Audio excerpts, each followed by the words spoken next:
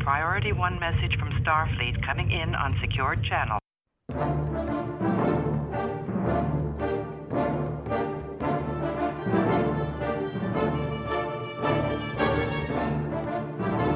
You are listening to the TrekRanks podcast, a member of the Tricorder Transmissions Podcast Network. This is episode 28, featuring the top 5 Trek Divas.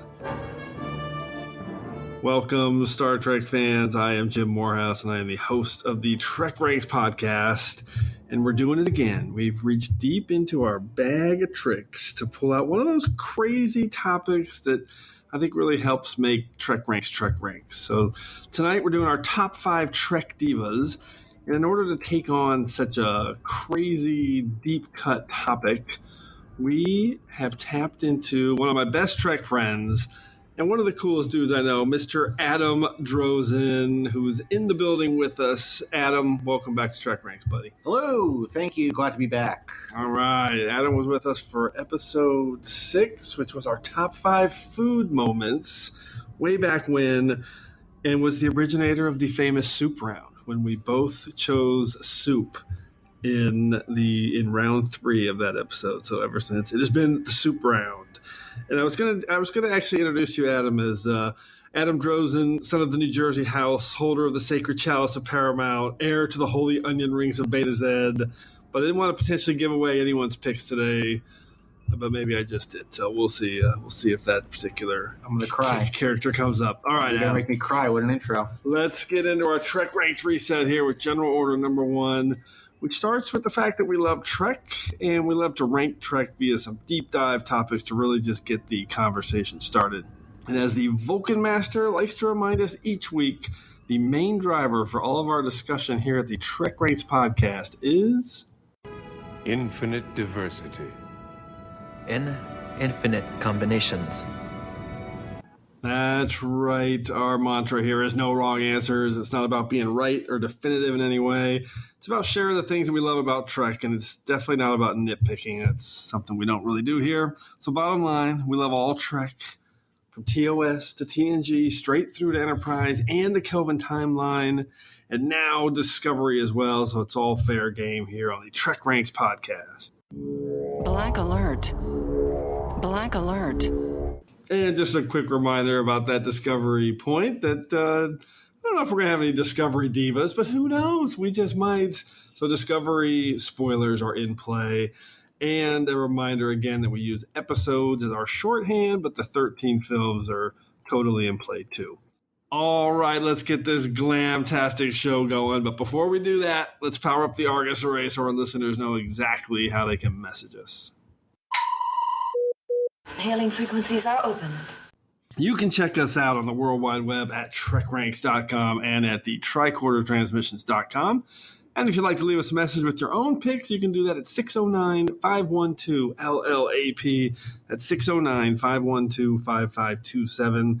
I'll give you that number again at the end of the show. And you can also find the Tricorder Transmissions on Facebook.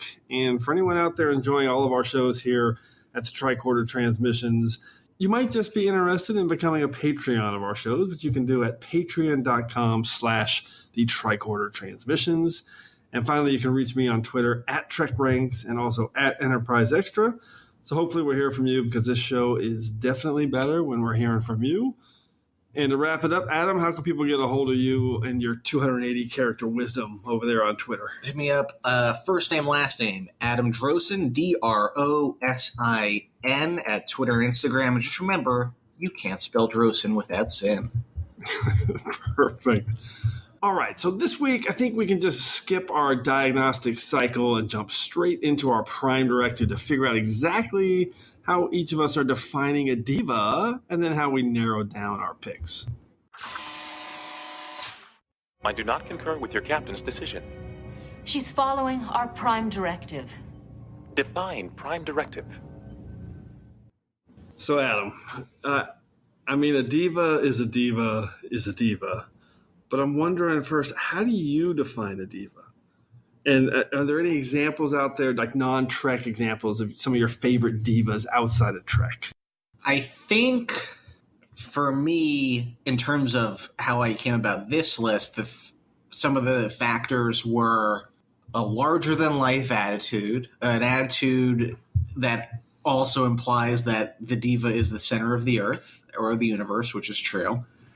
Costuming is hugely important, and a disregard for societal norms as well. Ooh, I like that a lot. That's great.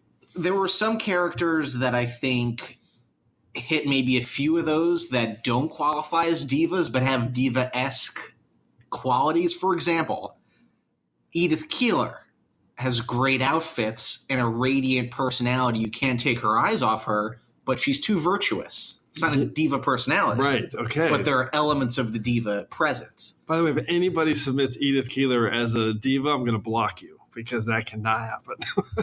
but that's perfect. Right. So in a similar but different way, I would say someone like T'Pring. Amazing costumes, huge I am the center of this world attitude, but almost too noble to qualify as a diva, I would say. She was on my short list. Spoiler alert. I didn't pick her, but I did brainstorm her. And then one of my favorite characters is a main character, B'Elanna Torres. Huge attitude, but also a hard worker and not great outfits. So doesn't qualify as a diva in that capacity, but has a diva-esque attitude sometimes. Okay. As for divas outside of Star Trek, that's a great question. I would have to say the old Hollywood stars like Joan Crawford and Marlene Dietrich. I would say pretty much every drag queen who's ever lived. Right. And in terms of modern divas, who's a good modern diva that would encapsulate our sensibilities? Well, I'm not a huge Beyonce fan, but I think that's sort of the prototypical, modern diva of our time. That's right. Well, I was going to ask you, so do you think, obviously it's not black and white, and you just went through a bunch of great criteria, but is there a good or bad element in a diva? Like they're a good person or not a good person? Not bad, but... I don't think so. I think by virtue of the fact that the qualities I'm describing, a sort of narcissism, a sort of singular-mindedness focused on their own persona, sort of tends to shift these characters towards a neutral or chaotic evil, if you will. But I don't think being evil or being necessarily bad is a prerequisite of divaness. Yeah, so me going into the list, I thought I was going to be picking people that I wasn't really big fans of, like who just rubbed me the wrong way. And I think when I think of a diva, I think of big and loud and oversized, but I also think of complaining and whining. True. So, and the costume element, I didn't think of that, but it's in my picks for sure. And it's a huge part of it for me, for sure. Yeah, for sure. So when I started compiling my list, I realized there's a lot of good qualities in divas too. So I thought that was actually a little bit educational for me. These characters are poking against the rounded, smooth edges of the Federation's future, if you will. They're the ones who, their color is what's giving, they're pushing against the edges, and they're making the utopia of the United Federation of Planets that much more appreciable for their outsizedness, and it's just a little bit of paprika in your flavor. Yeah, they do challenge that a little bit. So I was happy though that I ended up with a list of characters that I generally like. So that was a surprise. All right. So this episode just might have some built-in drama because we know divas love drama. And I don't know. I mean, we have the entire Trek canvas of 700 plus hours to choose from. So there's a ton of divas in Trek, which I realized going through this. But I still think we might have some duplicates. Who knows? It could go either way. But if we do, listen for this sound. The Defiant Torpedoes. All right, let's do this third Roboticon. It's time for the Order of Divas. I am a Jem'Hadar. He is a Vorta. It is the order of things. And just a quick reminder on how we're going to go through the Order of Divas. First, each of us will reveal our 5-word summary and a hashtag, which is our normal TrekRanks staple to tease our pick. Then we'll reveal our Trek Diva and one episode that we think best defines that character. And at the end, we'll hopefully go through some secondary system selections for some picks that just missed our list. Okay, Adam, get the drama started. What's your number 5 Trek Diva? Well, I'm enough of a TrekRanks aficionado to know that not only are there no wrong answers at TrekRanks, but the deep cuts are encouraged. So I will be starting my list, the number 5 spot, with my deepest cut, and maybe my dark horse favorite in a way. 5 words and a hashtag, 7 Shades of Andorian Blues, hashtag 4 arms, no nose, no problem. I'm talking about Amory, the 4-armed cabaret piano player and singer on Quaylor 2 in the episode Unification Part 2. I thought of her, and I didn't go there. But wait, what is her name? Amory. How do you spell it? Amarie. I don't even know if they say it. Amory. I don't even know if they say it on screen. The fat Ferengi could be a diva too. Oh my god. Okay, why did you pick Amory from Unification Part 2? I love it. A lot of reasons. So many reasons. I mean, this is just a top to bottom Trek diva, every way you slice it. The costume is amazing. The makeup is insane. She doesn't really have a nose. She has like this weird sort of like peach pit thing, and it's like pierced with a weird like twisty straw. So her look is insane. She's got a huge like afro. Apparently, I read this on Memory Alpha. I didn't know this. The producers did not like the actor's voice, so they redubbed her. That's a different voice of the original actor. I never knew that. Yeah. Wow. So watch that again and look for that. She's a singer, cabaret singer, so that's very diva-esque already. She's addicted to something called suck salts, which she classifies as a nasty habit, which is like awesome. It's like basically smoking, but you're just like sucking a long stick of salt. Amazing. She knows 7 different kinds of blues and starts to play Andorian blues for Riker. And I think here's the big thing. The reason this scene pops and the reason she's so good is because Riker is giving her the full Riker. Oh, he totally is. You're so right. There's that great line and you mentioned it in your Shuttlepod episode where Stoddy says to Paris, "Do you always come at women at full warp?"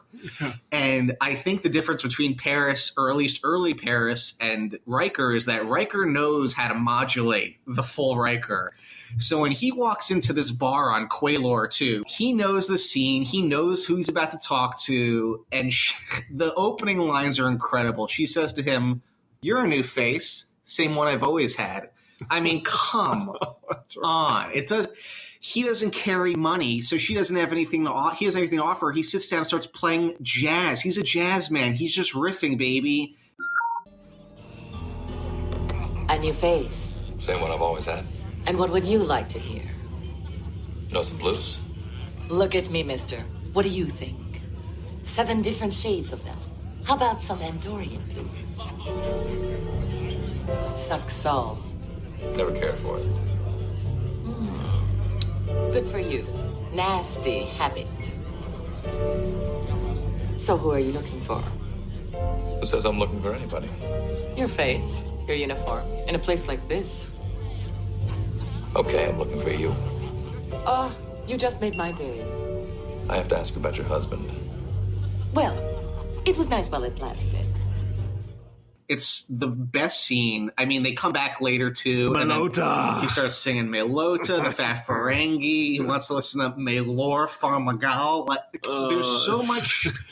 There's so much of everything. There's so much world building. There's so much of all the stuff that we love as Star Trek fans. How could Amory, the 4-armed cabaret singer, not be on my list of the best Trek divas? There's nothing really I can add to that. It is a spectacular deep cut choice. And I love this pick. And it's funny, I did think of her, but not enough to do any research and look her up. I was like, oh yeah, she's kind of a diva. Oh my God, Amory. Okay, I'm never going to forget her name again. From Unification Part 2. We love that pick. My pick is not that much of a deep cut, but I really like this pick. My number 5, Trek Diva, 5 words and a hashtag. The only thing more dangerous than a question, hashtag, is an answer. It is Grand Nagus Zek. And the episode is Ferengi Love Songs, which is not one of my favorite episodes. In fact, I'm pretty sure it's bottom 10 over at TrekRanks. But first I have to give a shout out to one of the hosts of our last episode 27, Jen Tift, Eat at Quarks, who suggested when I at the end of the episode when we talked about this next episode, I said, give me your first thing that popped in the head. She said Grand Nega Zek, and I hadn't thought of him. And ever since she said it, I haven't been able to eliminate him from my list. So I love it. It gives me a chance to talk about some Ferengi. So like I said, I don't really like this episode, and I really don't like Zek. But the guy is such a diva with his Hyperion beetle snuff and his manservant Mayhardu. And he's always scheming. He's never a straight shooter. The societal norms definitely do not apply to Zek. And I just see he's just a true Ferengi, and I think most Ferengis have a diva-like quality. So, but the main reason I picked this episode is it has this cool little piece of continuity where a couple of times in this episode, Zek calls Quark Rom. And I never really noticed that before. So I was rewatching it for this. And that kind of sets up later when when Quark thinks he's going to be the Grand Negas, but he actually said it was Rom, but he couldn't hear him. So in Dogs of War. All right, so Wallace Shawn is awesome as Grand Negas Zek throughout the series, even though he's a little grating sometimes. But what do you think of Grand Negas Zek as a diva? Brilliant pick. Is Ferengi Love Songs the one where Quark goes back home to Ferengi? Yes, and he finds out that Zek and Moogie are having a relationship. I really love this episode, for nothing else than for the matte painting of Ferenginar, and it's like all rainy, and you get to look at Ferengi architecture, and I just love to look at all that. It's so good. He's a total diva. I think of his just walking his cane with like a big gold head of him, and he makes people kiss it. That's such a diva move. I love that. He bends reality to his whim. Every time he walks into a room, everything stops. And I mean, for Quark, that's a big deal. There are very few people who'll do that for. And he wants it, and he loves the attention. Grand Nega Zek. All right, let's move to round 4. Adam, who's your number 4 Trek diva? Well, I want to start with the hashtag, and then I'll do 5 words because the game will be given up at that point. Hashtag goatee not necessary. Queen Bee of Terok Nor. I'm talking, of course, about Intendant Kira. Oh, Major Kira. Yes. Not Major Kira. I mean, sorry. Intendant Kira. I meant Mirror Kira. That's right. That's what I meant to say. And I love the no goatee necessary. Oh, no, baby. In fact, there is no other mirror figure larger than Intendant Kira. Unbelievable performance by Nana Visitor. I think the key episode has got to be her first appearance, which is Crossover. I mean, just every second she's on screen, she just sucks the oxygen out of the room. It's unbelievable. The cat suit is incredible, and with a series that has a number of iconic cat suits, I think this, in my cat suit ranks, is up there near the top. The headband is incredible, just like the way she smiles. Because Kira is not a smiley character, but when Intendant Kira smiles, that is a loaded smile that can mean a lot of different things depending on who she's smiling at and why. I think that when Major Kira from Prime Universe shows up and Intendant Kira gets one look at her, it's just delectable, I suppose would be a word. She's smitten with herself. There is a weird psychosexual entanglement happening, and for Star Trek, that is a very strange and magnetic and weird thing. I think the arguments that people have with the Borg and the Borg Queen, I feel a little bit stronger here with Intendant Kira. I think they could have, if she'd only shown up in Crossover just the once, it would have been perfect. It would have been iconic. They probably bring her back a few too many times, but wow, iconic, unbelievable. Yeah, I mean, every diva has a narcissistic streak, and does Mirror Kira ever have that in spades? She's truly in love with herself. She is all about herself, and she's also about the extremes in life and trying to. I mean, she's so hypersexualized and trying to just control and rule every little bit and get every little thing out of her position. She is a major, major diva, no doubt about it. And Crossovers was definitely her best appearance. Love that pick. Love that you didn't pick Kira Nerys as diva, because that would have hurt my soul. No, Kira proper's too. No, she's not a diva. She's too layered and complex for that. She's like BLT. She's got a huge personality, but that's about as diva-esque as she would get, I suppose. Yeah. All right, so for my number 4 pick, my 5 words and a hashtag, Inner Diva released on Pyrus 7, hashtag Diva via Transmuter, and it is Sylvia from Cat's Paw, Season 2, Episode 1, and again, not one of my favorite episodes. One of my favorite episodes. Yeah, that's right, it is. It's kind of bottom 10 for me. Wow. But her name just sounds like a diva. Sylvia, I love that. And I think, if you were a disgusting little pipe cleaner, ornithoid alien from another galaxy, I think you just might become a diva when you took human form, like Sylvia. Although Karab didn't, but Sylvia sure did. So Cat's Paw is actually getting a lot of love on TrekRanks lately. We mentioned it on the TOS Underrated. Hell yeah. But so she was played by Antoinette Bauer. I love that. I actually love that character. And I will say that the 5-year mission song, Cat's Paw, which is my number 2 ranked 5-year mission song, go listen to it, people. Go find it. It really turned me onto that episode in a way that I never looked at it before, with this kind of, with Karab feeling betrayed by Sylvia and feeling, it's kind of they write it as like a love song where Karab's being dropped by her. But Sylvia is such a diva. She's got the costume. She's got the big attitude and pushing against societal norms. So I'm going to keep saying, because that was brilliant. Yes. And a lot of divas have, if you think of like Disney movies where a lot of my favorite divas are from, and something like The Wizard of Oz, they often have a lot of animal sidekicks. So she's got her black cat. She's got her cat's paw. That's right. I don't know. I for some reason she stood out in my head as soon as we brought up this topic. All right, let's move to the soup round 3. Mr. Drosin. We need like an alarm, like soup alert. Soup alert. We do need soup alert would be great. All right, what's your number 3 pick? All right, number 3 pick. And continuing the theme of not our favorite episodes. 5 words and a hashtag. Original Catwoman gets knocked up. Hashtag keep your hands to yourself. I'm talking about Aline from the episode Friday's Child, Star Trek, the original series. Oh my gosh, she is such a diva. I didn't think of her. And you threw me off because I thought you were going to pick Marta when you said original Catwoman, but you said original Catwoman. That's right. So it's Julie Newmar. I love this pick. That's right. Oh my God. First of all, love Julie Newmar. This, I don't know. I really don't like this episode all that much. I don't think anyone really, I'm sure, there's that thing of everyone's least favorite is someone's favorite. This isn't my least favorite, but it's weird. And by the way, I think it's top 25 at TrekRanks. Wow, okay. I like the outdoor setting. It's got a good vibe. I kind of like get that. Now that you say I get that. Good costumes. The location shooting. Yeah, they look cool. They've got, they're throwing weird weapons. But back to this diva who can't make up her mind. Every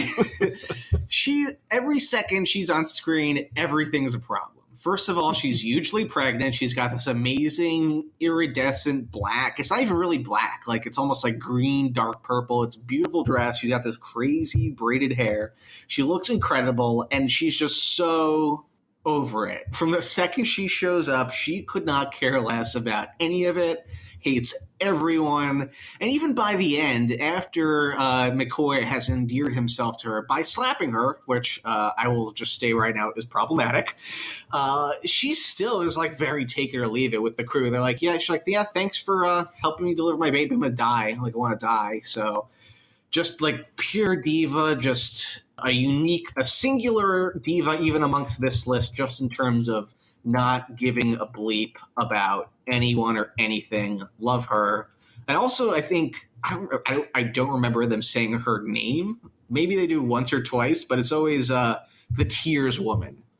It's like that woman, the tear, the tears, the leader. Tear, so it's a tears woman. So I don't remember they're saying Aline, but that's her name.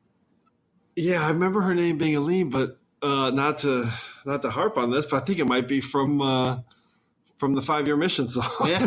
I remember that. I actually like this episode, and she's a fantastic diva that I did not think of. And I always remember her just not being able to make up her mind. It's like, I'm not going to leave. Then she wants to leave. Don't touch me, but then it's okay for McCoy. But yeah, that's a great pick, and definitely oversized. And she's got the costume. Yes, you're going to see me someday at STLV in that costume. Will you be pregnant? Yeah, of course. It's part of the whole thing. Yeah, absolutely. That is I can't wait for that. All right, let's go to my soup round pick. Oh, we have a duplicate already. My 5 words and a hashtag. Emperor's Shattered Glass Crossover Resurrection. Hashtag the Intendant loves herself. And it is, of course, Mirror Kira. But the episode I picked, you were so right about crossover, but I picked Shattered Mirror. And I picked Shattered Mirror as my choice to represent her as a diva because of one moment and one great line that just says it all for me with her. I'm going to play it for you right now. Tell me something. Are you as bored as I am? I'll take that as a yes. I bet if we put our heads together, we could create a little excitement for ourselves. You sentenced my wife to death. Isn't that a coincidence? I was hoping you weren't married. It's so great. Such a great diva line. All right, not sure how much else we need to say about Mirror Kira that wasn't already said by Mr. Drosin, but I will add one little bit of trivia, and I like this fact, which I found out when I was researching this, is that the Intendant appeared in all 5 DS9 Mirror episodes, so she has the distinction of being the Mirror character who's made the most Trek appearances, other than just recently broken by Mirror Lorca. Huh. So I thought that was an interesting little stat, but... Yeah. Any last thoughts on Mirror Intendant before we move on? Or Mirror Kira? Love her. Think it's really cool that we had different episodes as the one to look at. And I think there might be another crossover, pun not intended, but we'll see. That was the one I figured if we're going to cross over and duplicate on any. I mean, she's just so iconic. I don't know. There's so many, well, some are deep cuts, some are kind of big and in there. We'll see. Okay, let's go to round 2. Adam, what is your number 2 Trek diva? Purple lame, eyeshadow, dreads, hashtag Troy and dogs. I am, of course, talking about the Dolmen of Alos, also known as the eponymous Elon of Troyes. Yes, in round 2, the Dolmen of Alos. She's fantastic. Wow. What a character. Hold that up. Oh, no! Because she's my round 2 pick. Oh, baby! Elon of Troyes. Oh, it doesn't get better than that. All right. You're going to say, why did you pick this character? And I'll do my 5 words and a hashtag in a minute. I mean, this was very close to being my number 1, honestly. And for me, I mean, this is the Trek diva. I think it's just like, I used the expression before, sucking the oxygen out of her room. The second she shows up, first of all, that opening shot of her from the boots up is great. Iconic. Every second is iconic. The outfit, she's got 2, maybe 3, I think 3 total outfits. They're all unbelievable, especially that first purple and silver outfit. The dreads, the makeup, her whole look is incredible, and she is just the prickliest pear. What a piece of work. Just it's a 40-minute temper tantrum, so it is not an enjoyable episode per se, but wow. I gotta say, I found myself liking this episode more and more. The older I get, the more I see it. I don't know, there's something kind of hypnotic about it, but I will say, so let me give my 5 words and a hashtag first. Courtesy is not for inferiors. Hashtag the Dolman. That's one of her lines to Kirk when he says you should be courteous. We're interested in how the ship is used in combat, not in what drives it. Engines are for mechanics and menials. Menials?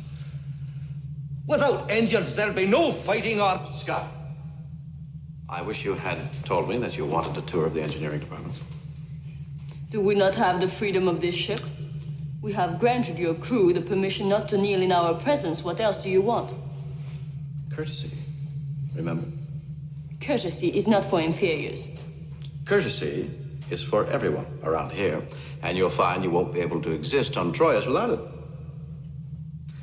Mr. Scott, our chief engineer, has shown you his engineering department. That's a courtesy. You respond by saying thank you.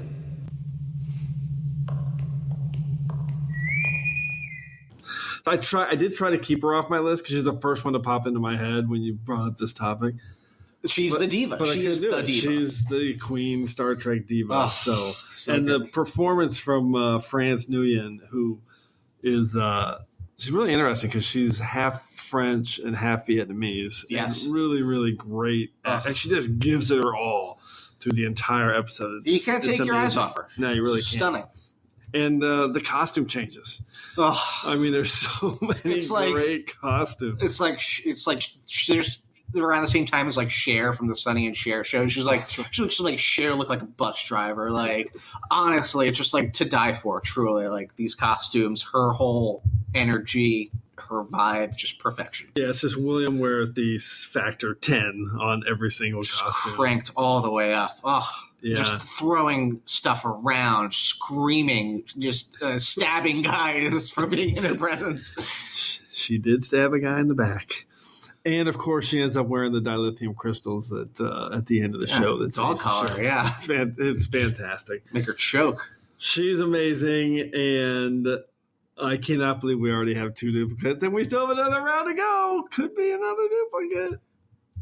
We shall see. We shall see. All right, let's go to round 1. Who's your number 1 Trek diva, Adam?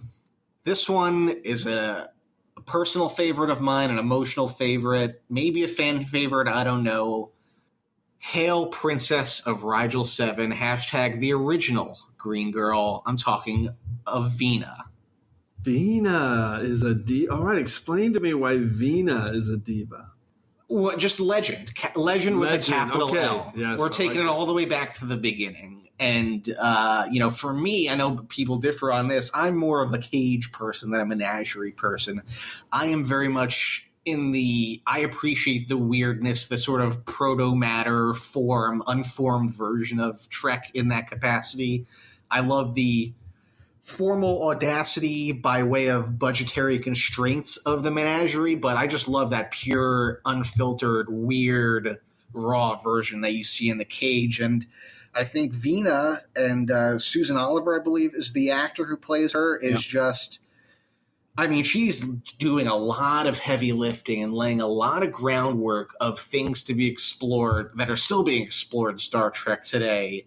You want to talk about costume changes? I mean, damn. First of all, like I said, the hashtag the original Green Girl. I mean, that's just... Anytime I said iconic before this in this podcast, forget it. That's iconic. That is it, baby. That Green Girl dance. Jeffrey Hunter's watching it, and it's just like, well, all bets are off, ladies and gentlemen. Welcome to the new age. And then her Princess of Rigel 7 princess outfit is just my favorite thing ever. It has resulted in my favorite Star Trek gif ever when she's trying to get Pike to go run away with her. She just does this face of yeah. It's like anytime I don't want to do anything or someone makes a terrible argument on Twitter, you will see me drop that face that Vina does in her princess outfit. Come on, we must hide ourselves. Come. Hurry. It's deserted. There'll be weapons and perhaps food. This is Rigel 7. Please, we must hide ourselves. I was in a cage, a cell, in some kind of a zoo. I must still be there. Come on! They've reached into my mind and taken the memory of somewhere I've been.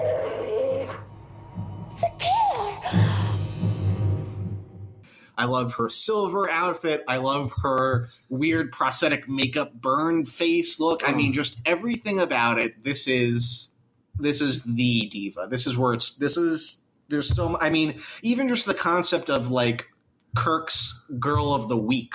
She was it. I mean, she came up with it.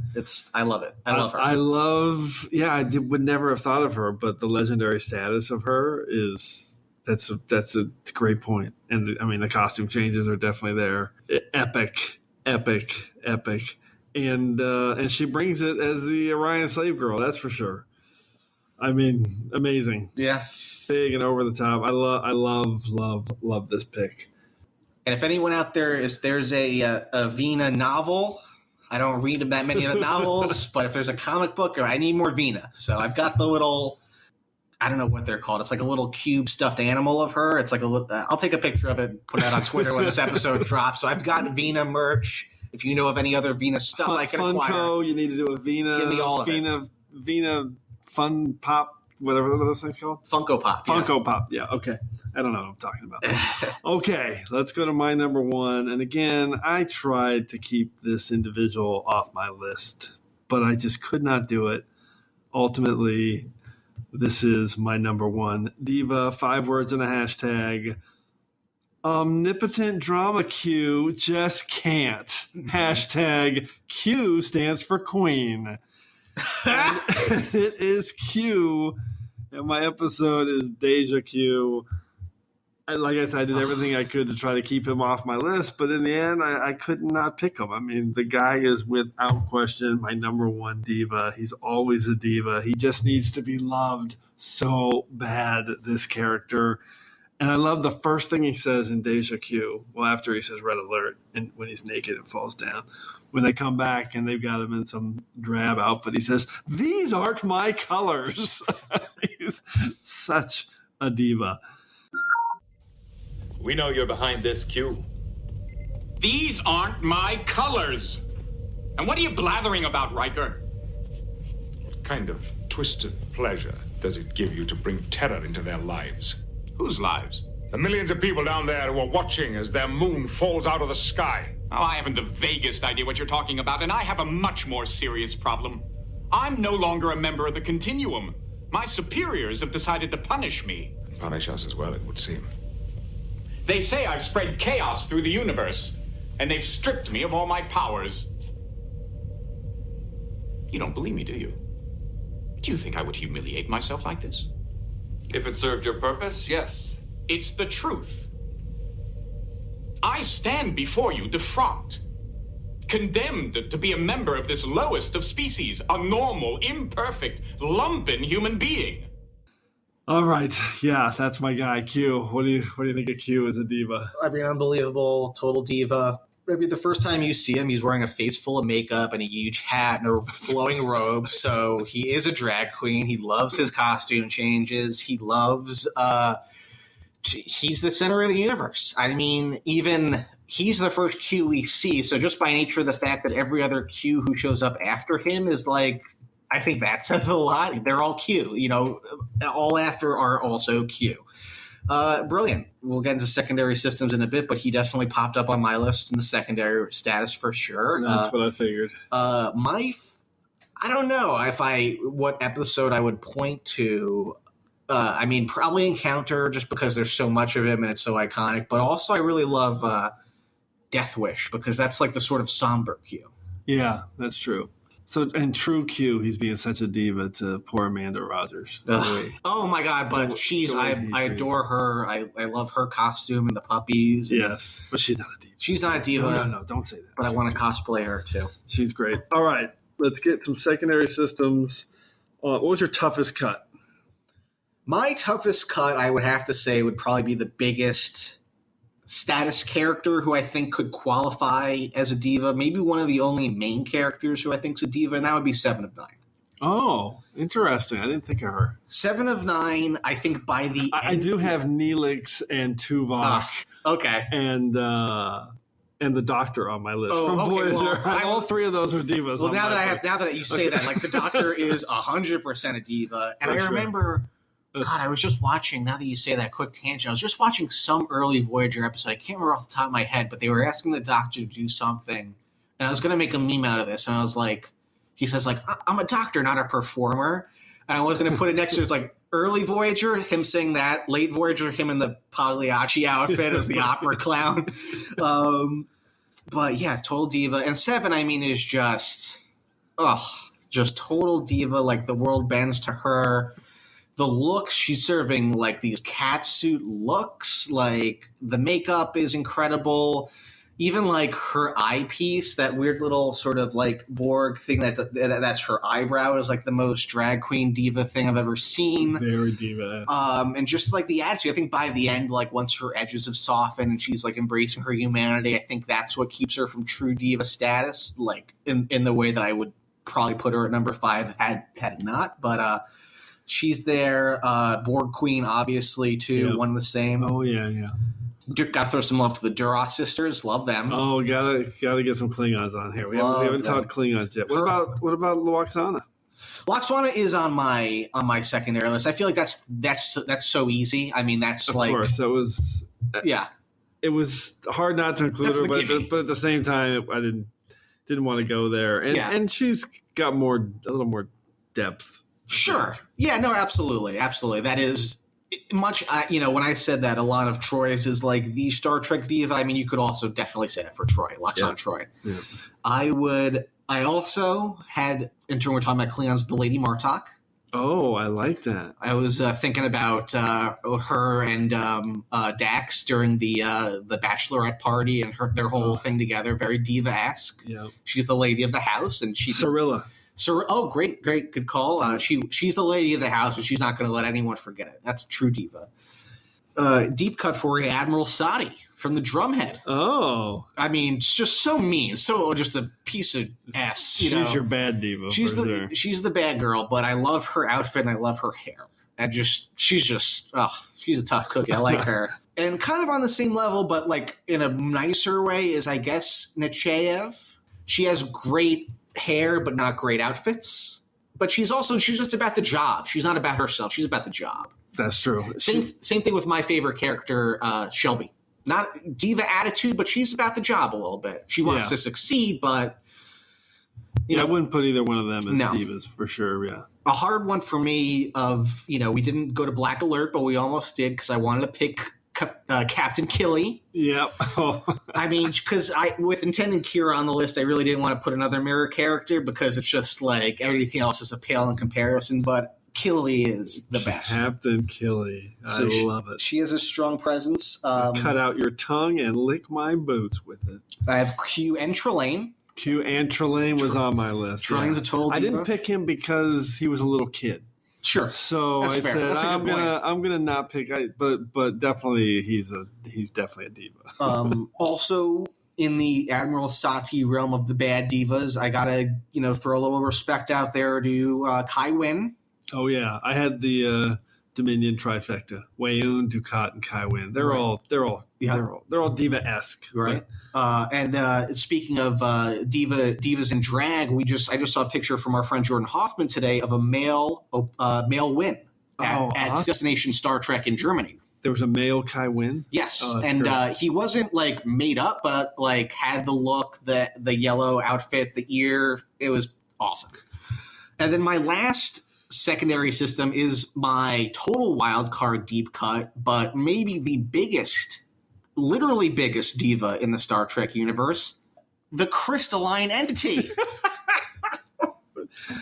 What a diva. I mean, what a look, what an outfit. Just this huge crystal outfit, shows up, just wrecks stuff, makes the whole thing about her. What a diva. Yeah. The crystalline entity. The crystalline entity is all about herself. Because technically, yes, the crystalline entity is genderless, but let's be real, she's a diva. She's a total diva. Well, diva's not necessarily That's male right. or female. Q and Trelane, they're divas. Yeah. And I got a couple more. General Chang is such a diva. Yeah, I love Chang. This guy is all about his proclamations and all about him. Love Chang. And he's got the look and oh my god, and bald the big head, and the big costume. I mean, here's a diva move. The rivets on his eye patch have the Klingon insignia. That's right. That's such a diva thing to be like. I could get regular rivets, but I want the good ones. Like such a diva. And then what's the Gowron? Not Gowron. Martok. Gowron, no, the Core, Worf. They're all divas. No. I mean, a lot of pretty much every Klingon is a diva, but what's Gorkon's daughter's name? Oh yeah, she's a diva. Yeah, I can't pronounce it. She's great. I love her. She's also bald and has that look and just the name itself. It's a Homo sapiens only club or whatever she says. Love her. All right, I got two more divas. One is it's such a drama queen. It's Sloane from Section 31. Yeah. What a diva. The all black outfit. And my special shout out to the crazy Lenora Caridian from Conscience of the King. She's got a whole bunch of costume changes in that one. Yeah. So, and Khan's a diva too. Oof. Yeah. Khan is such a diva. Okay. So many Star Trek divas. All right. That's enough for secondary systems. Let's wind this episode down now in our regeneration cycle. Computer, activate regeneration cycle. Alcoves beta and gamma. Okay, Adam, let's recap our picks straight from Quailor 2. Run down your top 5 divas. From Quailor 2 and the TNG episode Unification Part 2, it's Amory. From the Deep Space Nine episode Crossover, we have Intendant Kira. From the original series episode Friday's Child, it is Aline. From the original series episode The Elan of Troyes, it is the Dolmen of Elas. And from the original series episodes The Cage and The Menagerie, it is Vina. So much drama on that list. I love it. Okay, my top 5. My number 5 is Grand Nagus Zach from Ferengi Love Songs in Deep Space Nine. I had Sylvia from TOS's Cat's Paw. I also had the Mirror Kira, Intendant Kira from Deep Space Nine, Shattered Mirror. We both had Elan of Troyes, the Dolmen for round 2 from TOS. And my number 1 Trek diva was Q, which I'm pretty sure stands for Queen, because he's such a drama queen. Yes, Queen, yes. All right, so the quick stat breakdown, we had only 3 series represented here. So there was no Voyager, Enterprise, Discovery, or the Kelvin timeline. So we had 2 from TNG, 3 from Deep Space Nine, and 5 from the original series. And the breakdown for male-female was 8 females, 2 males. Adam went 5 for 5 on highlighting his female divas. Yeah, I love all of them. As the list was finalized, I was pleasantly surprised that 3 out of 5 were TOS, and I thought that kind of made sense in a weird way since it's such a colorful, outlandish, outsized show in a lot of regards. I'm trying to think now that you mentioned it, since we had mentioned our secondary systems, some Voyager, who would be an Enterprise diva? I went through the list. I didn't have any for Enterprise. I mean, Shran was the one I was thinking of. Oh, interesting. Shran's a little bit of a diva. A little bit. And at the beginning, in round 5, when you said Andorian Blues, I was like, wait, is he picking Shran? Ooh, yeah. Yeah, it's kind of a tough thing. I would almost... Yeah, the Vulcans are a little bit of divas. There's some Vulcan divas, yeah. And then, but again, T'Pol I wouldn't classify, because, again, she's got the outfit, she's got the attitude, but she's also about the job, and she's about a lot of other things. She got a lot of things going on to be classified as a diva. And she's definitely not about herself, so I would never say she. Enterprise... Divaless. Enterprise is divaless. Yeah, I don't know. I'll have to think about this some more. I think Shran's probably the closest. But... Maybe, yeah. All right, awesome topic, awesome discussion, but as we do every week, we've once again entered a temporal causality loop. So before we can depart, it's time to hear from you. The Enterprise has been caught up in a temporal causality loop, and I suspect that something similar may have happened to you. Well, this week, we're jumping back to episode 26 and our top 5 TOS underrated. That episode was one of those great episodes where we targeted our individual topics in each round with our underrated production design, our actor or performer, the wildcard Dabo round, our underrated character, and of course, your most underrated TOS episode. So our feedback was definitely all over the place with a lot of great ideas, but I wanted to highlight just a few of my favorite picks because for me, these are all totally underrated and deserve shout outs. So first up, Foz Rotten picked Michael J. Pollard from Miri as his underrated actor. And I love that guy. He's totally underrated. He was in a ton of stuff in the 60s and 70s. He played the kind of older kid in Miri, bonk bonk on the head. And he also had Roberta Lincoln, Terry Garr, as his underrated character. And that's good. That's a good one. Yeah. I don't know if she's that underrated because I love her so much, but... she's a fan favorite. I think it's just, you know, the weirdness of that episode and the singularness of it is what makes that underrated. And we knew that. I mean, that's part of this, the underratedness of the... Yeah, no, she's great. And I love Isis the cat when she turns into a person. That's a diva. Oh, yeah. Isis is a diva. Isis is a diva. All right, second, Carl at Listening to Film had an awesome list that included Lieutenant Kyle. And I love that because that was kind of bookend my pick, which was Lieutenant Leslie as my underrated character. And he had a great 5 words and a hashtag, the original chief who suffered, hashtag, your agonizer, please. Love Lieutenant Kyle. I'll throw a shout out to Argyle, too. He's kind of underrated. He's not TOS, but he's similarly underrated. Could Argyle be a diva? Kind of, yeah. He kind of is. He thought a lot of himself. All right, and finally, the Borg at Star Trek 1701 with no vowels had 2 great production design shout-outs, one of which he included in his Dabo round pick, which is exactly why we include that category. So he chose Spectre of the Gun's sparse production design, and his 5 words and a hashtag were surreal fragments, bizarre, not cheap, hashtag unreal without body. And he also chose the classic music cues of Gerald Fried. He specifically called out Amok Time and The Trouble with Tribbles, and he had a great 5 words and a hashtag for that. Alien Worlds and Barroom Brawls, hashtag Kroika. Pretty much if you put Kroika in a hashtag, I'm going to pick it every time. So, by the way, is T'Pau a diva? I had her on my long list.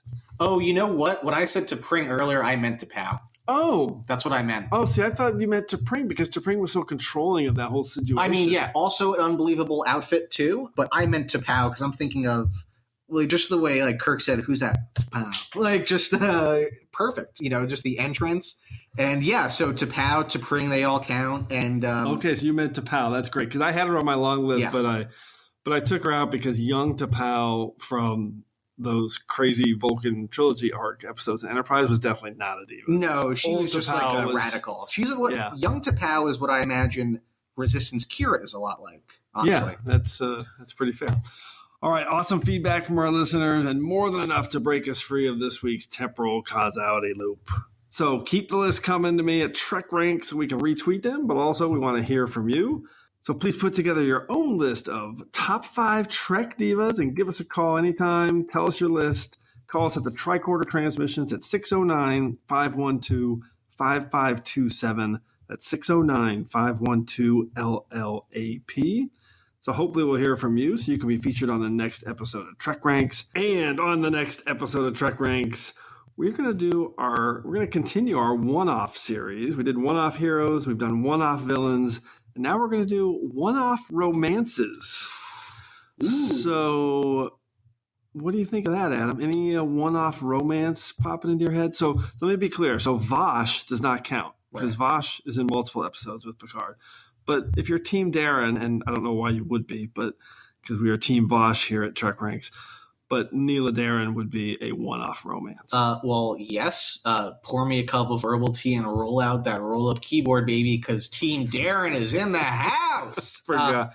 How did I forget yes, that? How could you? No, I love that. Well, you know, it's random when you think of one-off. I do kind of like that fling, sort of not fling that Archer had in 2 Days, 1 Night or whatever that episode is where they go to Risa. Yep. With the Suliban spot. That's right, yeah. I can't remember the name of that species. I just Tandarans. Right. I just really liked the whole thing of like their villas look super nice, and then they both have like dogs, and I just like that whole setup. I think that's really, really fun. All right, that's a good pick. That's a good one, right? All right, I love that call. And before we wrap it up here, Adam, just want to say thanks for coming on and continuing to redefine Star Trek cool, and hope you had a fun time here tonight.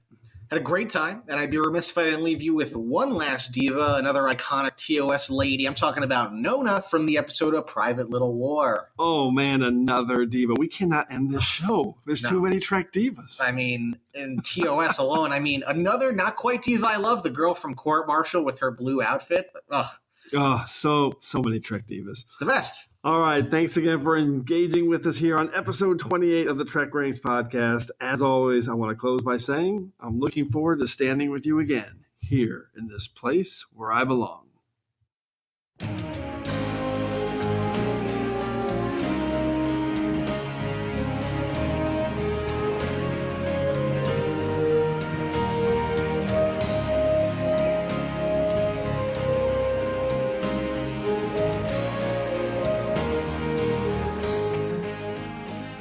Hi there, thanks again for listening. If you're cruising the galaxy looking for even more Trek talk, why not visit our good friends Bill and Dan over at TrekGeeks.com? They've got a great podcast that covers a wide range of Star Trek topics, so you're sure to find something you'll love. And if you're in the mood for some awesome tunes, then you really need to head over to 5yearmission.net. The guys are writing a song for every episode of the original series, and each one is absolutely brilliant. So that's TrekGeeks.com and 5yearmission.net. Check them out today.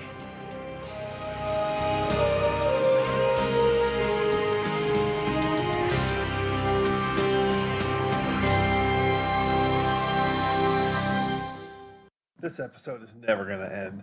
Drosin thought of two more that I had to tag on to the end for anyone smart enough to listen all the way to the end, as you should every week on TrekRanks. First, we had that long conversation about Enterprise. How could we forget Padma Lakshmi as Princess Kaitama in Precious Cargo, one of Enterprise's least successful episodes, but she's a total diva. And second, I'm just going to read Drosin's DM that he sent me verbatim. It's perfect. Here we go. From Adam Drosin. Deep cut diva. Ruafo from Insurrection. Screams a lot. Gets plastic surgery all day. Has a couch for a captain's chair. Unable to comply. Injector Assembly 1 has been deactivated.